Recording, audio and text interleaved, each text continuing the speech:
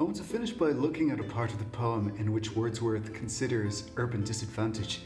It starts off in one of those moments when he experiences that isolation amid this endless rush of activity around him. But finally, he finds that his attention does settle upon something, and it's the figure of a beggar he sees in the street.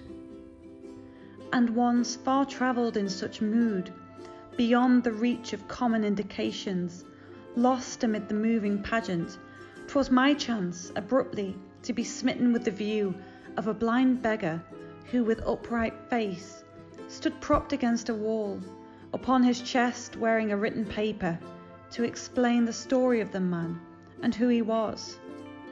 My mind did at this spectacle turn round as with the might of waters, and it seemed to me that in this label was a type or emblem of the utmost that we know, both of ourselves and of the universe, and on the shape of the unmoving man, his fixed face and sightless eyes, I looked as if admonished from another world.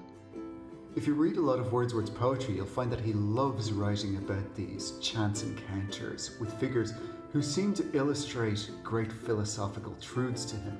And there are similar episodes to this meeting with the beggar throughout Wordsworth's poetry.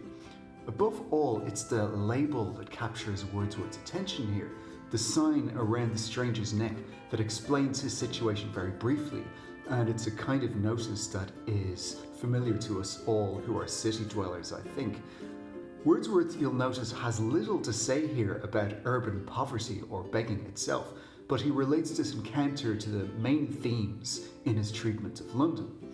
The poet contemplates the complicated course of a human life in contrast with the terseness of any text that would attempt to account of that life within the confines of a little sign. It seems to be impossible. How could you capture a person's existence in a little notice around his neck? Any such attempt would be a crude act of reduction.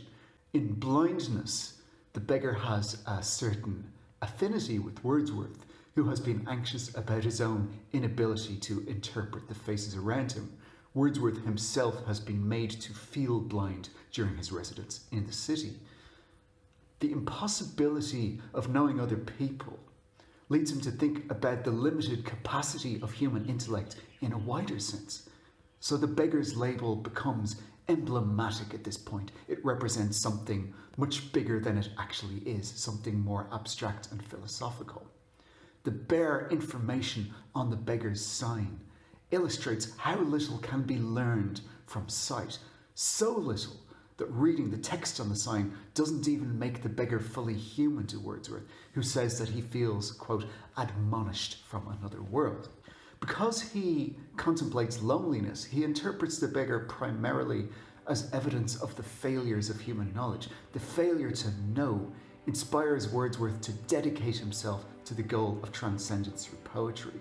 So the frustrations of being in London prove motivational to him, and this is an example of how being in London, despite being an alienating experience, contributes to this overall transformation of Wordsworth into the philosopher-poet figure at the heart of the Prelude. It's worth pointing out here that commentators on this part of the Prelude notice Wordsworth's self-interest. His response on the beggar is ultimately to reflect on himself and the way that that encounter has changed him. Wordsworth doesn't offer much by way of social commentary. But it is a useful example to bear in mind if in the course of your studies you become interested in social poverty or vagrancy and the experience of destitution in the city setting. What Wordsworth says about the city and says about the beggar might therefore inform a bigger conversation about whether literature performs any social function or whether it is entirely self-indulgent. Wordsworth's portrayal of his time in London culminates with an account of a visit to Bartholomew Fair, in which he finds magic tricks, freak shows, and other diversions.